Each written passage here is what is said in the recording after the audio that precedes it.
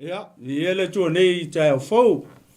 Ai le e mataina la tatou por kalame masani on malu tai o falenga. Ia se yo tatou wa mata mo I se talo. Io vaile tu o no matou te ma. Ai matou te le fai o se ngaluenga mo lava no matou wala wa e le au fio.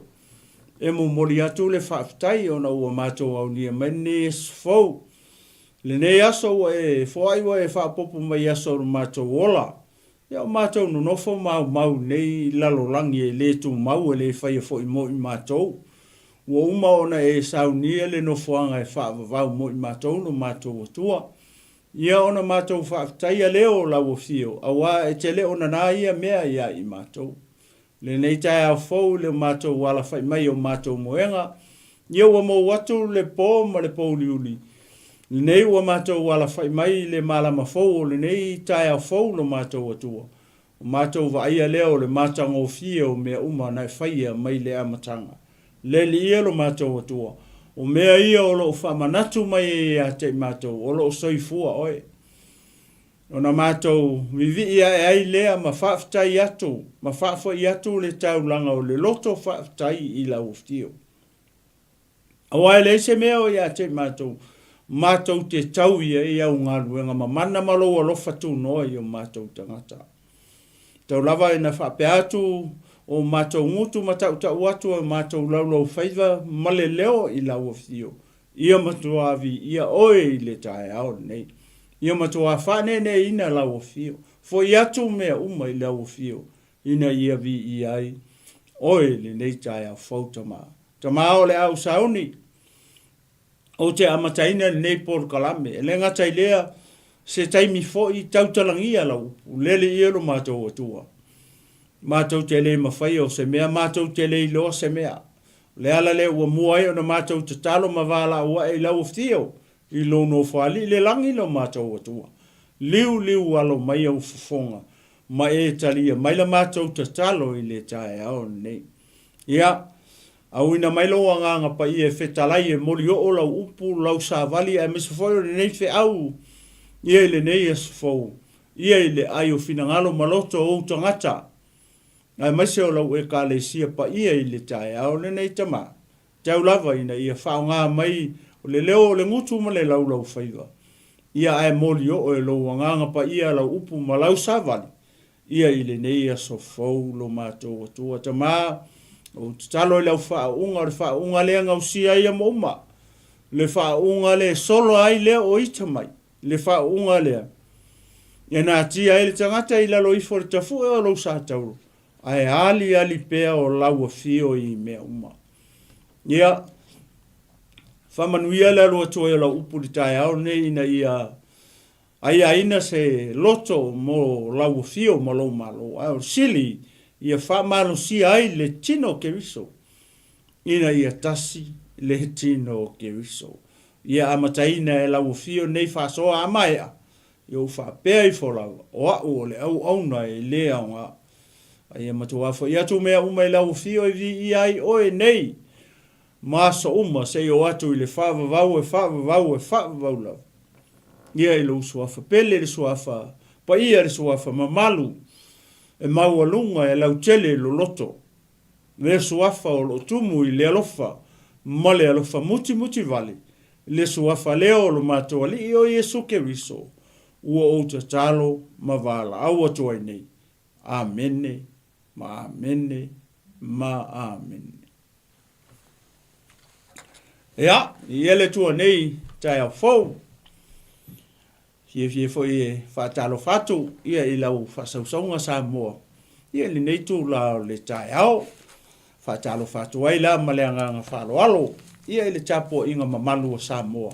Ia mai maota malawa, ia I le nei tae au fauvi, ia le li, ia whapito se whaatalo whai le au whai ngā ruanga pa ia le tua, ia olo whapenao na whaatuna paulia, ia I tūni manu e fia o hao te ronei, ia ai le ngata I lea. Ia o tolu inga uma o le nei lalolangi o lo whapena o na ta sea I se tulu o alo ma tama whanau o Samoa o na o le tala ina o le tala lei o le malo o le tua. Ia whatalo whatu, ia te oe le tangata o le tua. ia malo whalitua i le nei tai au fo malo soifua manuia malo le langi mama malo le whaatoa ia i le ngā luenga le tua whataro whatu foi ia i le tino Keriso ia au uso matua whawhine i le ali o le au whatuatua ia o le au pa ia ma le au pele i le tai au nei ia malo te talo o lau te talo ia leo o loo mau ai foi le malosi e sunga le li fatonu ia mo matou tangata e mesi o lau whainga ruenga pa ia le tua o lo whapena o na auto wa mai ia awa lava nei au unanga ia o le longo ina pea leo o lo tau fatu tua e ala le le upo le tua ia e fie fatalo fatu fo i wo ma pa angar Global Kingdom TV ia i tafa uma le nei larolangi o fea le atunu ma le nuu ma se ai ma se no foanga ia o lo e alala ai ma e saili malo ai fatalo fatu le nei au unanga ia le nei tai au fo ia te oe le uo pele ia ele fia tu o fo i se fatalo fa nei fo i tu o le tovini le tu le alo fatu noa su sunga i whawhiangainga mo lato whatua i nei Aotearoa nei o Australia o Amerika, Hawaii. Ia le ngata fo i leo Amerika Samoa, ia ma Samoa i sifo. Ia manisi o atunu, wa le maua atu, ia o loo, ia i nisi o au na alea tua, i nei fo i tu o le tō vini alea tua. Ia, ma lo le soifo manuia, ma lo le onsai, ia ma lo le ngalue, ma lo le whatoa i le ngalue ngā le tua. Ia o se whaatalo whatule nei tū lao le aso, nei ngalo ia tiau fo isi o mātou tamatai tai. Ia le sunga ia Elia Tawai, ia o loo fio nei malala i tonu o pua e Amerika Samoa. Ia whaatalo whatu, ma le nganga whaaloalo, ma le nganga fia tele. Ia te oe le tamao le ngā ruanga, e le manatu ma le talitonunga. Ia o loo manuia mai lau sunga po le tamao le ngā ruanga. Ia e ala le tausinga ma le puipuinga ma le whamalolonga le tua. Ia i lo soifua le tatalo. Ia mauala u tō whawha le tua. Ia au wale tausinga le Ekalesia Keriso. Ia ma lo soifua manuia. Ma lo le langi mama. Ia i le nei tū lao le tae au. Nei ua tato ia i le lona nuo aso nei foi masina. Ia vi ia le tua i lona alofa ma lona anga le lei. Ia o se whatalofa le whatalofa toi. Ia male anga fifia tele male loto e maua lalo lava. Ia ile tapo inga si o tato watunu pele o Samoa fa pele au whaingaruenga pa ia le tua. Ia o World Global, ia le ngata leo a inga. Ia lo fa pena o na fifia pea. Ia e mai moa mai masili sila mai. Ia ile neifo i au unanga. Ia ile aso male aso. Ile tae au male tae au. Ia maloso i fo manuia. Alo langi ma en manatu. O le a tātou wanga i lo le tātou whamalosi le tae au nei. O le a maua se tātou whamalosi le tusi le o kolonito. Na leo e tanga i ena ua i lungo le tātou screen. Mua le kolonito. O lona mataupu mua la. Foi upa fulu su tasi su lua se fulu tolu. Lono inga ngā le 5 verses. Leo le a o fia tala noa atu ai le tae au nei. Ele manatu ma le talitonunga. Ia olo iaise feau. Olo iaise whamalosi. Olo iaise whamanatu. Ia mo tātou uma i le tae au nei. Ia. E manatu ma le talitonunga foi le. O nei tustusinga uma. Wa uma ona sila fia foi pe o kusi uma nei tono le fionga pa ia le tua pe o le tusi lea. Lena ave le aposkolo Paulo le Kalesia le i kolonito. Ai le vavai atu foi le aunga tupulanga nei tatu le anga o le tatu te le aunga tupulanga o le church age. Po le kaimi o le Kalesia le larolangi taimi ne ele ave se le Kalesia. O le aunga leo o le fionga pa ia le tua po o tustu singa ia le tono le fionga pa ia le tua. E la paka ia ai oe le keusiano ma le tangata fatua tua. Whapenga fo i tangata le tau talatu. Ka ko uma tātou uma o le au whatuatua. E au ngā tele la ia tusi uma nei, le to tonu ma le upo le atua, i lea kusi, mai lea tusi, e lapata ia i tātou. Ia i lea ngā tupulanga nei tātou te iei, e umatu foi nei au ngā tupulanga, ia sausisi au ngā tupulanga. Ia aele, pei ale upo le atua. E mawai atu le au ngā tupulanga, mawai atu le au ngā tupulanga. O la ale upo le atua, e ku maua, e whawa vau e le liu, ia le upo le atua. O lono winga la maria kele la pe o vesesi ia mali tusi le. Leo le au tale tana no atu fo ia nei tae au. Ia mo tātou uma. Lea ngā wawa ai fo ia ui. Lea na o tango fo lea whaitau. Ila ka ika whaitau ngā o ka ika fo lea. Vaturu tae au. Ka ke mga o fo lele ia mua tau tala mele upo le tua ia au ia. Au lea ila ua u e whapenga ia la u whai kaunga le a fionga pa ia le tua. O te mana o foi lele ia kaukala mua mele upo le tua ia kia. Ai o kele i sau fola pe ta watu. E whapenga ia lo ta ita loto. Ia mua tautala mele upo le tua i aka ika. Ia ngoka sau lola ia kaua. Pe whailoa atu, pe fola atu. Ia whai ngofia na utaria ma malama. Ia tari tonu, e whai ngofia fwoi o na talia e le au ke usiano, ia mise i la tau fie pe whanongolongo le upo le tua, i le aso ma le aso. Ia a tonu fwoi au ngai le isi tangata, e fau i langa whalongo, le isi tangata la e soifua maola, na tele i talia ina ia le whaola tanga, pe na tele i talia Yesu, pe na tele i talia le fionga le tua, po le upo le tua. A tonu la a foi le kiliva ku le upu sisi taimi e peke o eskengi le kau e o liste angata maka i. Ia. O au wala whapenga e ka penga e le tua. La ngai manatu male taitonunga. E lenga o le kala inga foi le lo alu e ku i fai toa e. E mawhai e ona talia e tangata ia le savali le o le whaoratanga. Male malo o le atua. Ia, male tupo i e suke viso. Tasi nei au wala le ua ka penga e le atua. E momoli e langa kala le. Le walangi le technology. Le ua whao ngā e. E tari tonu lalo lo ka ika mawhau ngau ka ika. Kako well prepare. Le lei o na tātou tā pena ina ia ngei fo i whasoa manei mea whapengi. Momoli atu la, e whawhaingo fie o na talia e tangata. Aisea, langa lea sa kako sa ili. Lea sa tātou sa ili ma tatalo ma anapongi. O le mea lea kau ke fia maua. Kau ke fia maua le whau unga le tua. Ia i o tau whonga. Ia maso fo ia unguku. Ia e mwhai e o na tautala atu. Tautala atu ma tau atu le upu o le atua i tangata. Ia mai se fo i le atua le mai mo mai lea kaimi ma lea kaimi. I lea aso ma lea aso. I lea platform ma lea platform wa tele i a platform. Fo i lea alo ma tama whana ua Samoa. Ale leila o na tātou tape na ina ia whamalosi ia mawhi au mori.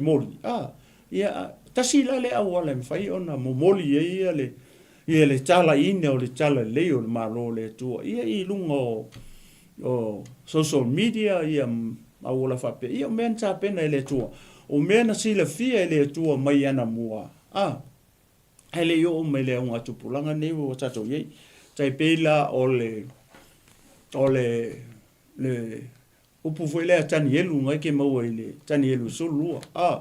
I le mele o le technology. Nai tau tala ia perfecta o tani elu se vai ua lewa. I asongi o kako e o aso e ngatai. Pat kau ki kilo le winga le fa mea isi sole ele kai o mai nga aso. Ka pe isi sole. Ia fe e o mai nga aso. O le tau tu se e tono mea tau o aso e ngatai. Nanga o le end, o aso ngatai. It's a mystery. Kau ke le lopo a fea e ndai. A ole aso ngatai nga maka mai ole aso Pentekoso. Nya so le nga lilingi I fo ile nga pa I lungo le au so o I lungo le fea pito lungo. O le menga o nga maka mai le. Ni le mele ta o aso ngatai o ta to a wava ai le ngwa tu pulanga ngi uka ku le kai mingi o le waka ko ye le me ta o le tip po le fa ta usi unga o aso ngatai le waka ko le tip o ka ko ka ke loi I fai longa ma me o tu po nga ka ke loi we are so close to the end yeah male rapture and the second coming of our Lord Jesus Christ o ngale amaka mai me ta o le winga ka ua foi lele le o se taimi la ka ko kisiano mala fa tutu le se ke mi foi lele ka ke fe foi ia o iluma o kua o ia kafa so o le kaimi o ka unga ka ko savali famalos savali pe iluma savali pe iluma au ngi e se manatu foi lele masalo salo ia ka ko fa pe se ko le vangi ka o mai ia le ia aso ngata I la so nge ma o ke fia va vealu langi le lau assignment le ka ko assignment le fa here on earth kai pe fo nge nga ruanga ia la fia lu la langi o la lau me ke la ko fa lang o le wa mai le taimi ka ke ngalu lu fa le me le fina ngalo ile tu o le kala inga le o kala le ina ia fa so o le langi tala le pe o fa mai ma tai o lufu fa foi po se fulu fa e tala ina tu foi le nei tala le I no uma male atu lau uma e fai ma moli mau o na o mai e loa lea ole I unga the end ala kai mingi le kau ke lungo me ta ole o aso e ngatai maka mai ai ole aso Pentekoso fa fenga ko fa maungia o nga maka mai aso ni langa la unga pe teru nga kango pe teru ka u mention pe teru ia le perfecta nga langa ke la ka kala I le mau nga I kua o yoelu te mau le yoelu lua a le woso mai nga ruenga tu se nga ruenga ile mata upu e tolu nga la unga pe teru la unga mo pe teru nga o vai ku pe ke lu lo ulo mai ka so le o nga le ori fa fenga o nga ko akale I war kaya ale ula mai fa mai o nga ko nga la le nga mention e lo peteru le upo perfecto yo o le asori fa mai le fa mai perfecto o yo elu o te lingi foi lo o nga I lunga o tangata yo nga maka mai asongi so o le taua la pe ona o tau fa malo si le kike ku ia o alo lo la tus ia e nga tele nga tele mo tato uma ia o le a fai tau le tato tus a mai sa po vi ele tu ne tai o fo ia vi ele tu ia mo con nito foi pu matau pu mo o le ves la se furu su tasu lu su tolu le au soi o te ai o yatu o tou le suafa o lo tātou a li o Yesu Keriso, ina ia tasi la o tō upu uma. Ina ne I aini masenga ia te o tō, a ia mao popo lava I le loto e tasi, male manatu e tasi. A wā o ta ua mai o tō o usoi, ia te au e sā kelo o ia te o tō misa.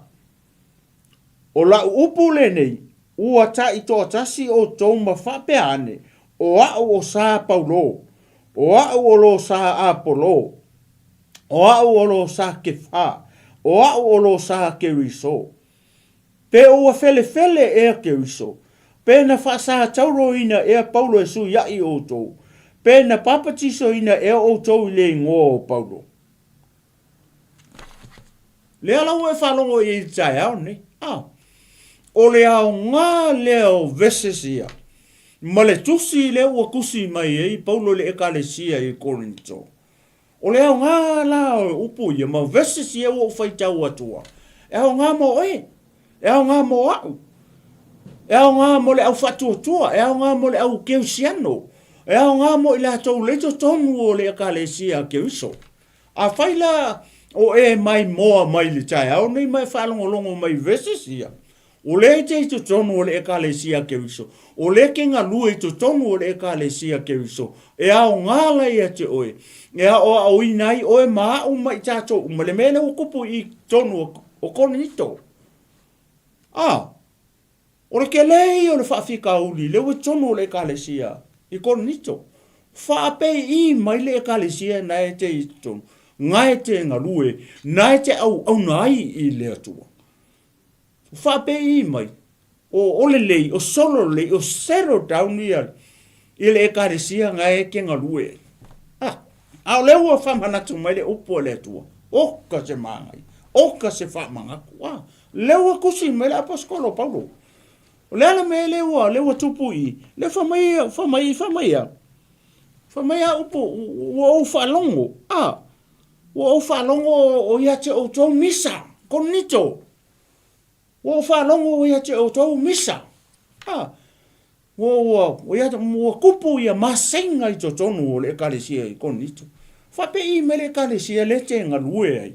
O e le te mai moa mai, ma o fo i le au te moli maua. Whape i mai ekalesia le kau ke ngalue ai. O kukupu ingi me whape i le kaimingi, le o tato i ai. O le ao ngā le ngā o vesesia. Mo kako, whamalosi mo tato.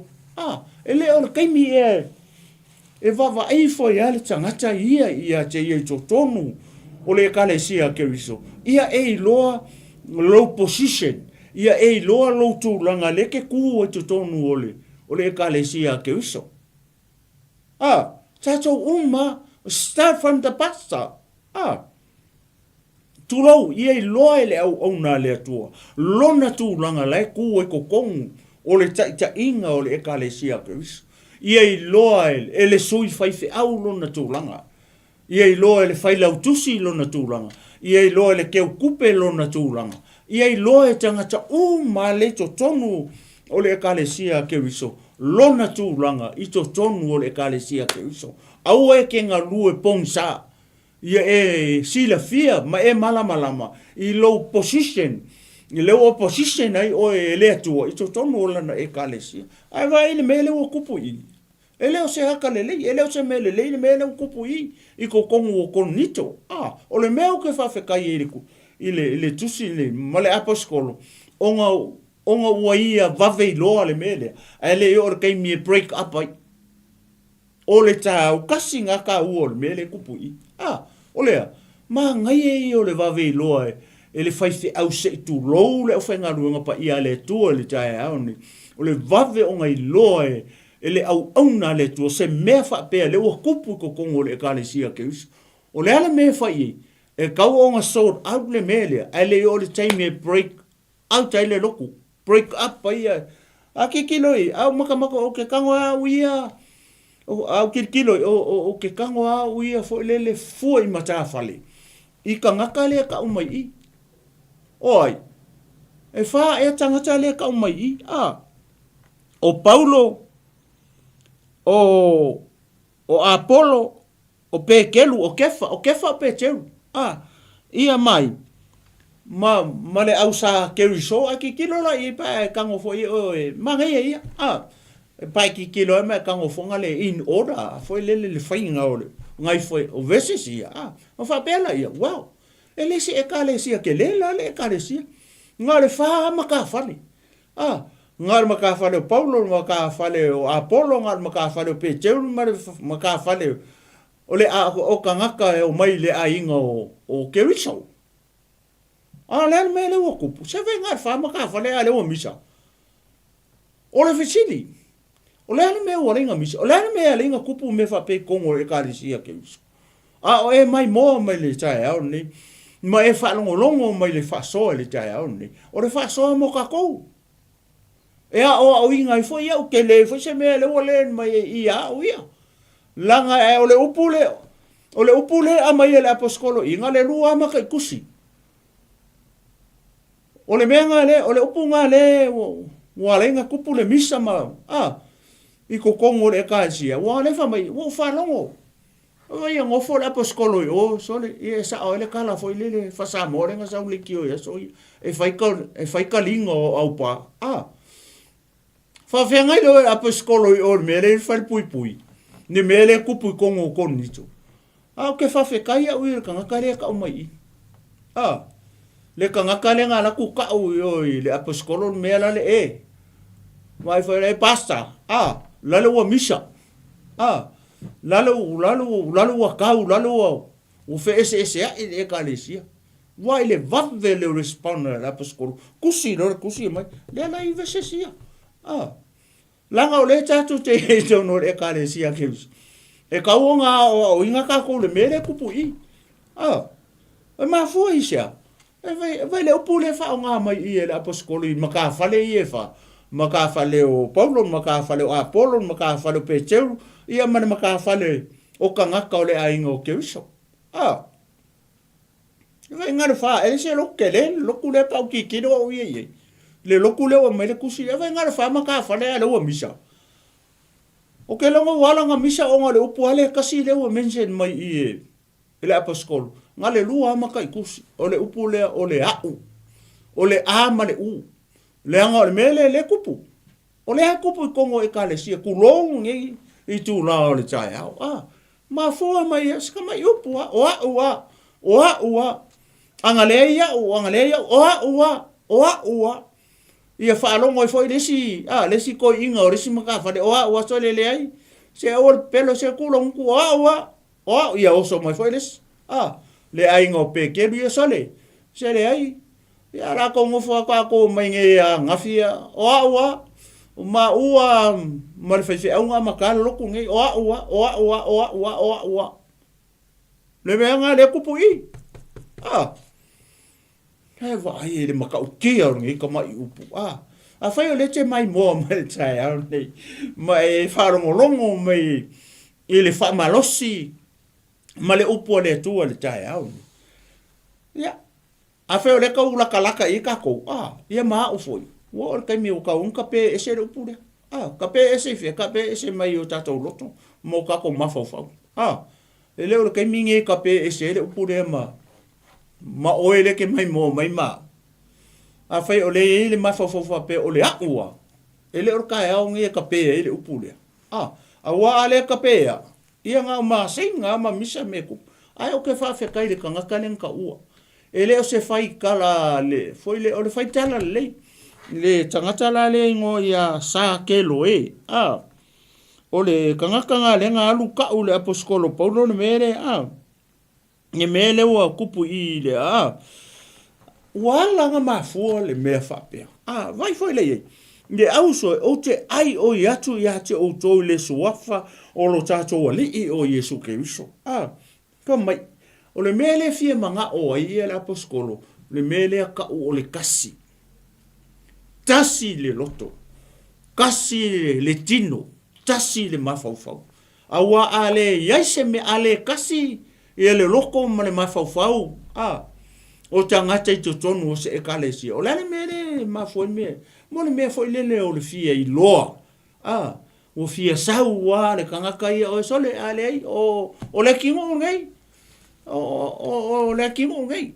Ia sau foi le si, le ai ali le kingo o ai le ngai ka o mase longa ia foi makai me fa penga e o mea fa pe e tutupu o ia masenga e kupu ai misa i kokongo e kalesia la ngai mongi fa maungi o fiangi e kalesia o kupu i me fa pe le o fa longo i le tai au nei kongo le o fa longo i tai au nei e au nga ia oi e au nga ia o e au nga mo tato uma ia aualangi e kupu se me fa pe le wa fa longo le wa ai oi mai la aposkolo ne wa ia fa nga mai le ngo o Yesu Keriso fa mai o te ai oi atu ya te o tou i le suafa o Yesu Keriso ele se kalesia Paulo le kalesia le wa tu tono o kon nisto o le kalesia Yesu Keriso fa penga foi ka ko le nga kupulanga ngi wa ko ye o le ekalesia le o ke ngalu e mo o ngai le tua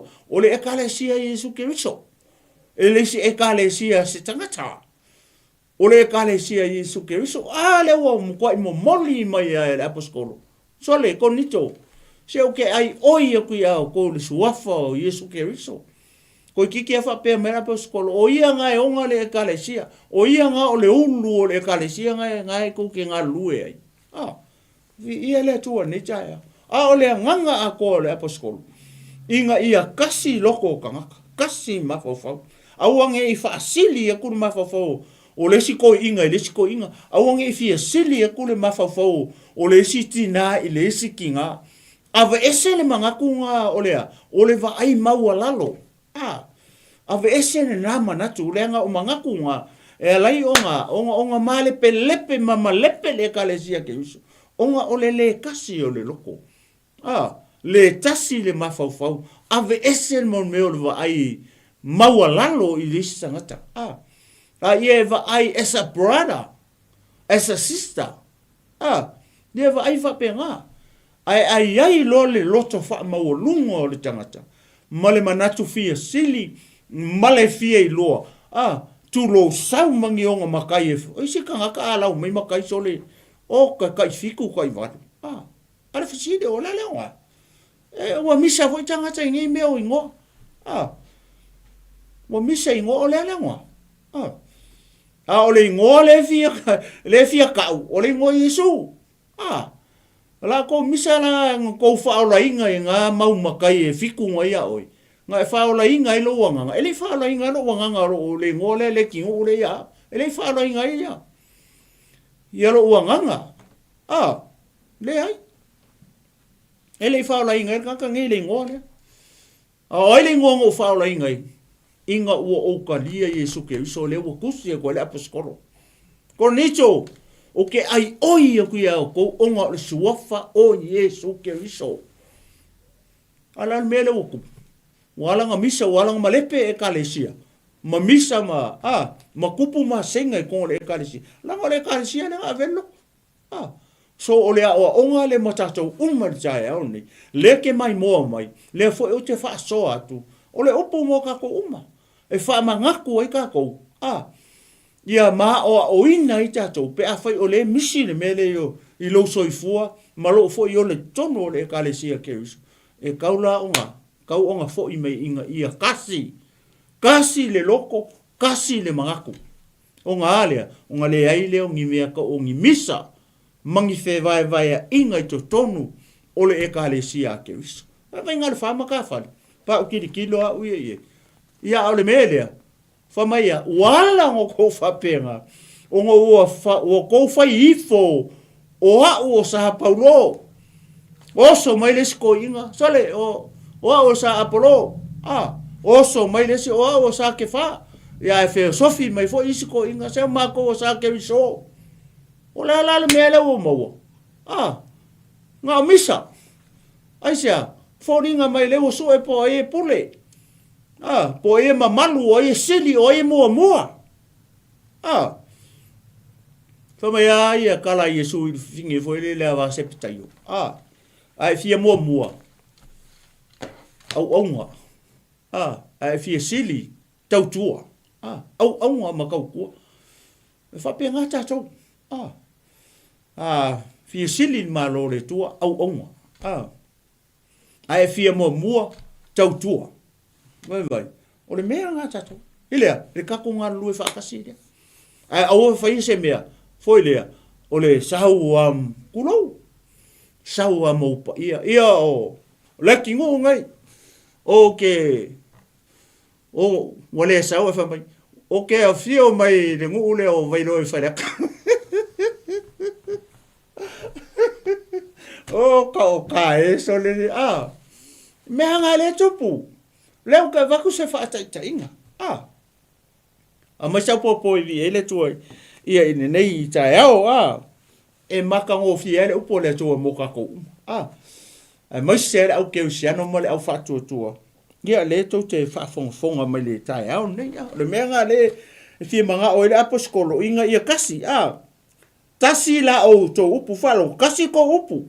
Ina nei iei ni ma senga ia te o tō. Ale mele manga ia kasi ko upu. Ma ia ma popo lava i le loto e tasi. Kasi le loko. Ngoe vai. o mea ngā le fina ngalo ia male manatu e tasi manatu mai au ata ua mai o tau o uso ia te au e sa ke loe ka le fai pa yengi sa ke loe te tono e kalesia e o fai lele o e fai kakala ka u ia me fa penga foi le e le angan me ele se fai tala foi le fai kala kamale ia mau ala ka ina ka ma fa pe a very fasinga ia vi ele tua maka ngo fie ke le ia upu ia mo tato uma ai ma sia to tonu le kalesia ke us o le mai kongo ia vai ma le kongo le kalesia konito ia le wale se konito o fa fela ka ko o le ka kongo le kalesia ke us e o nga ila upu ia le fa manatu mai tai au ni ile mele fo ile ka ole fia maka mua se kulo le kupu ko kongo le kalesia ke riso le kupu e ko kongo ai amu ia se kalesia fo ile o la kasi ia le loto tasi ne manatu o tangata vi ele tua mai sa popo vi ele tua ni tai ia fa mai ola upule ne o tai to tasi o to ma fa pe ane oi vai mele le mo fai fora ko inga vai fora ko inga vai fora ko inga ia vai skama ngale lua ma kai kusi ole upule fa nga tele mele aposo o ko fa ifo oi vai ale lo le upunga le ko pole misa le ko pole masinga e o mo ke ka lope ke fai a fusu ai si ka le si me fa pe vi ele tu ne ta mai sa pa ki vi ele tu fa mele po o fele e ke riso vai le ko ngo fa fele ke riso le ko ngo fa fele ke riso fa fele tanga ta loku ale ka le si ka si e o le ulu ke riso ale wo ngo fo la ka le tanga ta ola ma ko inga ia kulo ma kai ia le ko ngi le wo si e ale ia le kanga vai ko inga ia ko le kalesia ai le menga le finga le la paskol o le mele finga le apostol o kasi loko kasi ma tasin ma fa kasi de kingo o ngale ai le ngi ma senga mangi misa ia fai melo la ia fai pasukolo po o fele ke so pena fa sa tauroina e Paulo nga ale o kanga Paulo ka nga i arfisidi penga fa sa tauroina e Apolo penga fa sa kaulo ia kefa po peteu pawar kanga ka nga fa sa kaulo le ko inga o Yesu ale awali umai e ko lo pe kelu Apolo o Paulo ele se sera con fa sa koloi nga o Yesu na fa sa tauroina ona le taulanga ia ona o ele ke mai mo mai ia ola fo ia o le o te fa so atu nei tai o fo ia te o se ia fa manu ia tu le upo le tu i lo fina ngalo nei tai au e tono le ekalesia ma o ye fo ia i tono le ekalesia ke le o ka ko fa lo mo upu ia o le tusi le nga mai le apostolo ia konito le o le se konito ia le o mai ko kongo le ekalesia nga kinga lue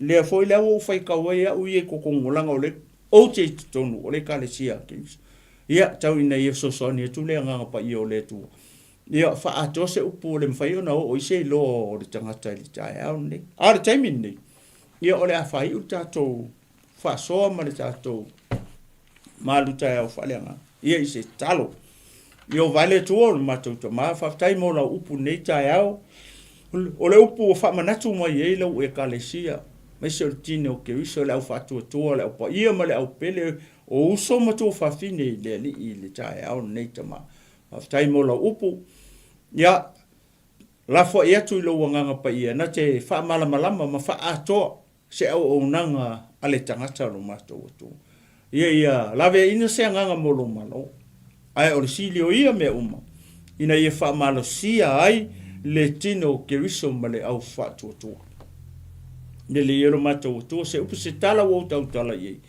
o le longo mali e la fa fonga fa mangalo mai la o ai fo ia tu me uma la o fio ina ia vi ai oi tele mama o lungo so vi inga lo mato Ia le suafa pele, le suafa paia, le suafa maualunga e sili ese e lau tele loloto.